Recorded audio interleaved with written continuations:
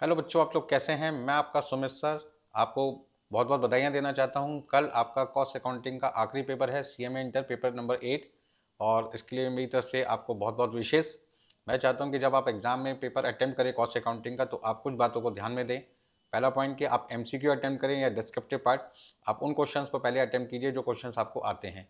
दूसरा पॉइंट, यदि कोई पॉइंट आपको नहीं आता तो वो पॉइंट आप उस क्वेश्चन को उसी वक्त छोड़ दीजिए, दूसरे क्वेश्चंस पर जाइए जो क्वेश्चंस आपको आते हैं। यदि आप ऐसा नहीं करते और आप उस क्वेश्चन पे अटक जाते हैं जो नहीं आता और उसी पे लगे रहते हैं कि नहीं यार, ये तो मैं करके ही छोड़ूंगा, मेरी रेपुटेशन का सवाल है, मैं इस क्वेश्चन को कैसे स्किप कर दूं, तो ऐसे विचार मन में बिल्कुल मत लाइए, आपका नुकसान होगा। आप फटाफट से दूसरे क्वेश्चन पे जाइए जो क्वेश्चंस आपको आते हैं। और डिस्क्रिप्टिव पार्ट में आपको पता है कि 7 में से आपको केवल 5 ही करने हैं, तो थ्योरी क्वेश्चन भी आप कर सकते हैं। यदि आपको लगता है किसी प्रैक्टिकल क्वेश्चन में दिक्कत आ रही है, थ्योरी नोट्स भी आपको दिए गए हैं। प्रैक्टिकल की जो प्रैक्टिस है वो भी मैंने आपको बहुत करवाई है, तो आपको कुछ टेंशन लेने की ज़रूरत नहीं है। आपने जितना पढ़ लिया, अब आप उसी को रिवाइज़ करें, कुछ नया पढ़ने की ज़रूरत नहीं है।